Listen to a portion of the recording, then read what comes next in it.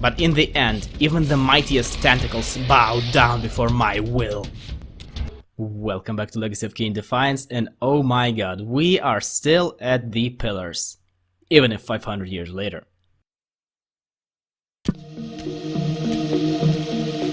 The vampire hunters, brazen as they were, feared to walk these paths. I knew one spirit haunted this place. Perhaps there were others as well. So there's this health talisman, serenely floating here. It's totally not a trap.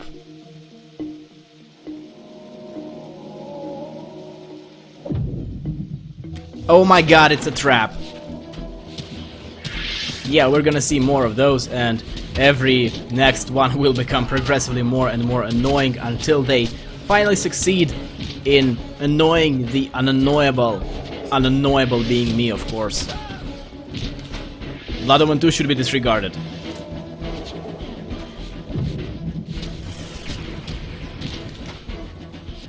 Actually, I have found the Light Reaver surprisingly useful during this run, which is weird because during my previous playthroughs I never really made a lot of use of it, ever, at all. I've been using other elemental powers. Often I was just using Material Reaver because I could. But now this blinding effect that the charged up Light Reaver does, it is actually really, really useful. And by the way, the charged up attack as an AoE attack is also blinding. We will see it a bit later.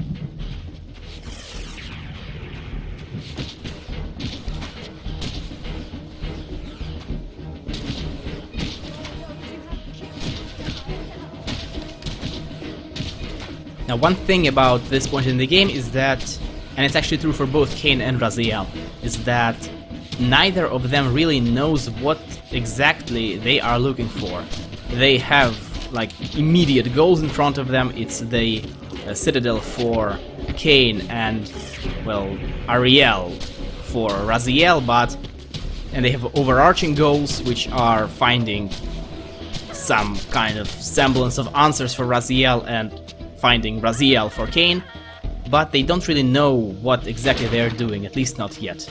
And these boxes deserved it. They deserved it!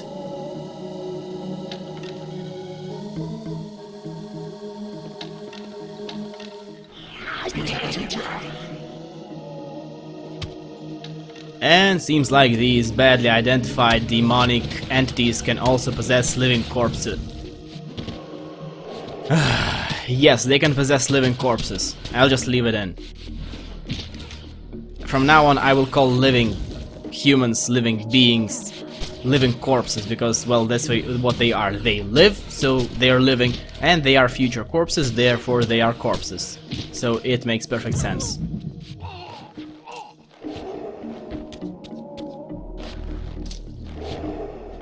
These smoldering sconces seemed as though they would ignite. If only I had a fire source. And if that reminded you of the Bleach logic from Metalocalypse, then you should probably do some smoldering sconces. And I am not making any sense at all.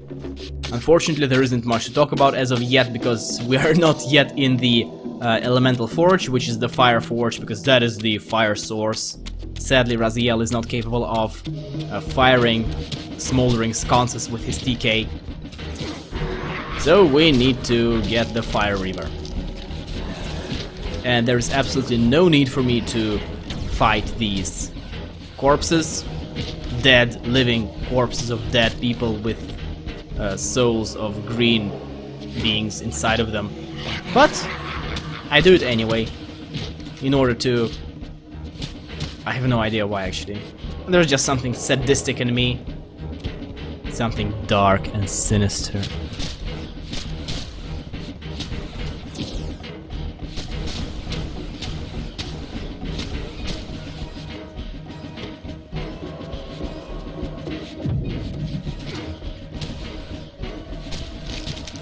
And I am not kidding when I say that there is absolutely no point to doing this, because we will be locked with the enemies later many more times, and the only thing that killing enemies really gives is EXP points for more combos. But believe me, that all the instances when we are locked with enemies, they will be quite enough. And this is the puzzle for the entrance into the fire shrine / altar. It is an unholy alliance of a block and a switch, as always.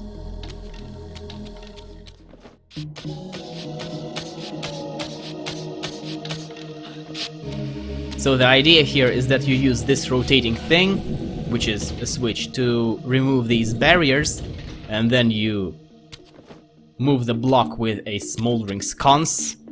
God, I love that phrase. It's not even a sconce. You light it on fire with a switch, and then you move it to the center of the room.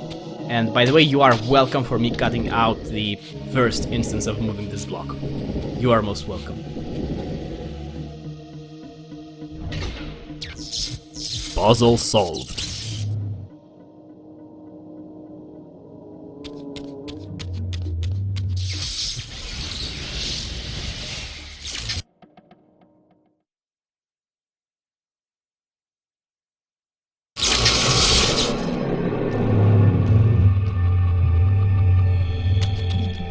I sought to unravel the mystery of my fate, and in this image lay my first clue. For this scene depicted the forging of the Reaver, the weapon destined to become my prison, and I recognized its maker. The years had changed him, but this was unmistakably the vampire Vorador, and in this era, he still lived. If I could reach him before Mobius's mob hunted him down, he would provide the answers I sought. These images chronicled Vorador's creation. As I already knew, he had not been born a vampire, but had been turned by the infamous Janos Audrin. But this mural suggested that Vorador's origins were even more significant. Apparently, he was the first human to whom the dark gift had been passed. This was the vampires' desperate bid to preserve their bloodline, for their enemies had cursed them not only with bloodthirst, but with sterility as well. So, two things. First of them is the origin of the physical blade Reaver, and second thing is the curse. It's not just immortality, but it's more importantly, it is sterility. I literally just rehashed everything Raziel said without adding anything to it. Yay me.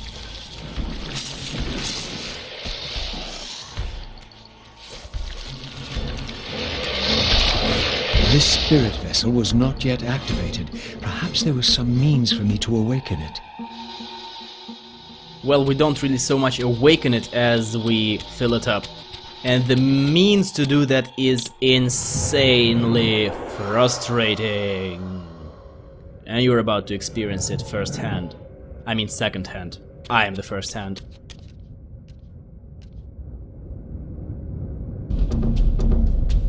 I was met by the spectre of the Nature Guardian, monstrously deformed since its death centuries ago.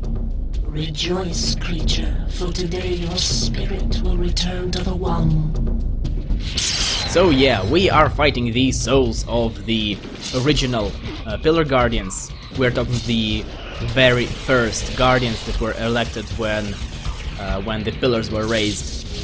And they are completely insane after many years in this unpleasant area, which is the Spectral Realm. And well, these fights are really annoying because the bosses, they don't really telegraph their actions very well, and oftentimes you will end up caught in the middle of your attack animation, and of course when that happens you cannot do anything, you cannot just jump out of it, and you will get hit, and it's annoying. Really annoying. But this is actually tame. The last two elemental upgrades, which are spoiler because they were not present in Soul River 2, these ones will be even worse because we will be fighting two of those at once for them. Yeah, it's gonna be fun. Not.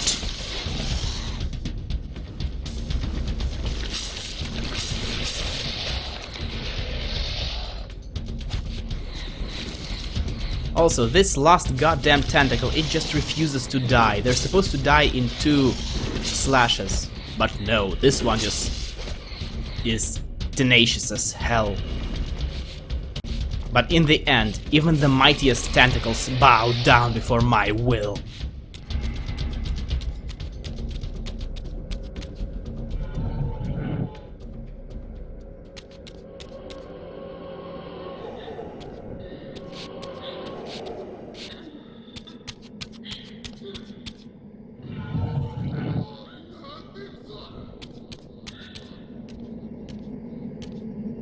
Approaching the tomb, I was met by the specter of the Guardian himself. Eternity weighs heavily. I have a solution. I bear it in atonement. But your moment of existence has passed. Come and be released. Let's just take a moment to appreciate how joyfully Raziel delivered that "I have a solution" line, and I cannot come anywhere close to that, I apologize. Now, one thing that I actually want you to take a mental note of is that these Guardians, the way Raziel is currently getting these elemental upgrades, is actually tied to the binding and to the safeguard mechanism that is, well, built into the pillars, that lock key mechanism. And the room, the underground chamber in Soul River 2, where Raziel used to meet with the big squid, the devourer of death, the origin of life, the hub of the wheel. The platform on which Raziel was standing, which I actually brought everybody's attention to back then, that is actually the schematics for this exact thing that Raziel is doing right now. That is the mechanism that he's using to charge up his Reaver with, his Wraithblade with the power-ups. Now, this doesn't make a lot of sense, seeing as nobody anticipated Wraithblade as the Wraithblade and Raziel as Raziel. But it's here, it doesn't make much sense, but it's connected.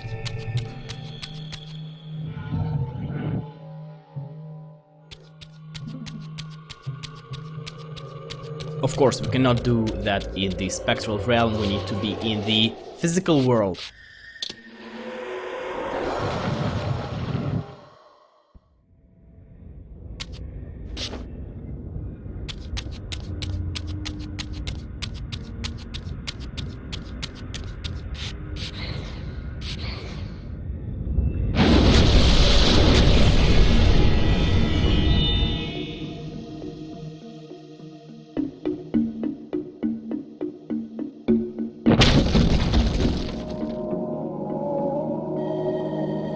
As the Reaver absorbed the souls of the Nature and Conflict Guardians, it was imbued with the elemental power of fire with which their principles were aligned. I was now equipped to reach the pillars.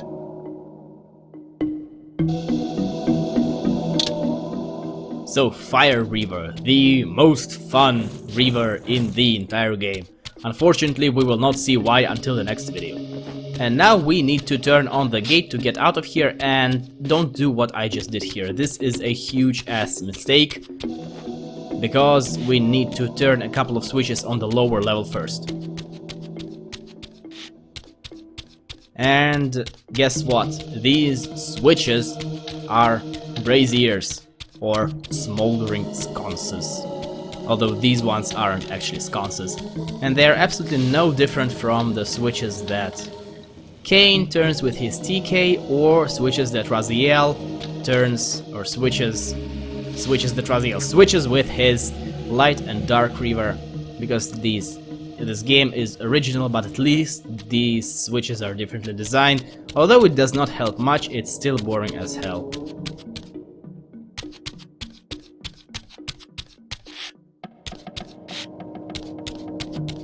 Yeah, this is the point where you want to get out.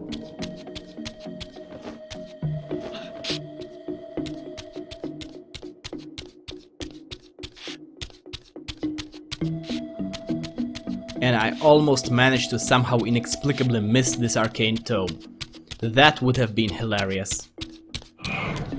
Oh wow, more shades. I've been looking forward to this. And by the way, this is one of the rooms where they really love to get stuck on geometry, specifically on this huge stone that's standing in the middle of the room.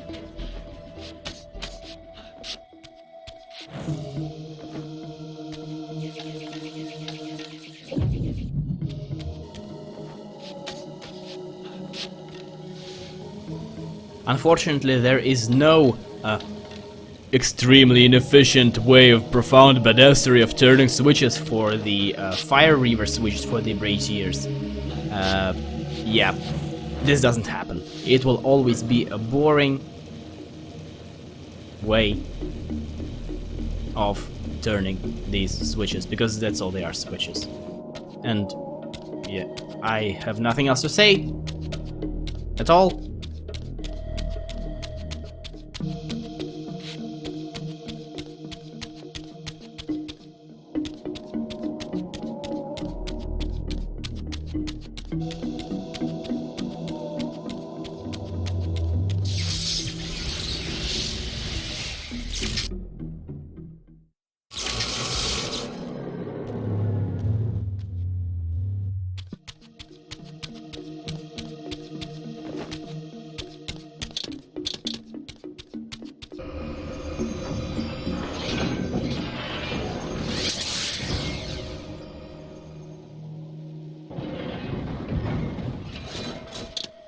And of course I will be stupid and kill these.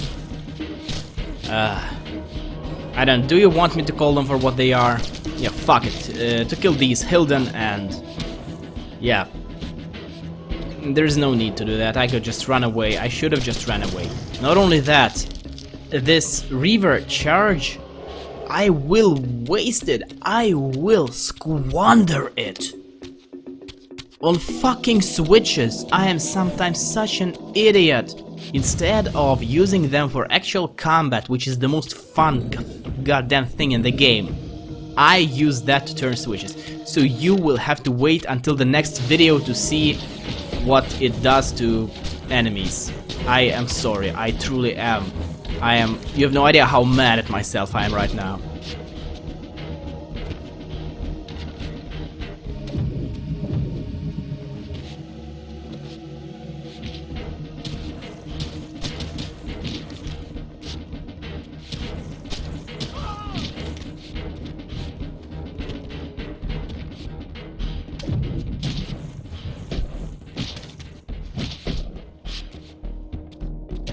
Now, I strongly recommend that you do not get hit by these huge vampire hunters with these mauls, because they really hurt, and more importantly, they knock you back, and it's quite annoying.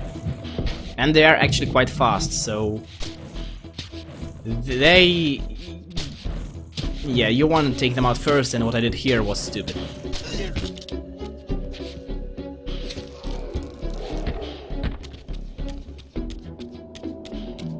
And this is the same skybox that we saw in Kain's section in the previous chapter. And this will be it. In the next part, we will be visiting Raziel and talking to her and see what she has to say. So thank you for joining me. I will see you next time. Goodbye.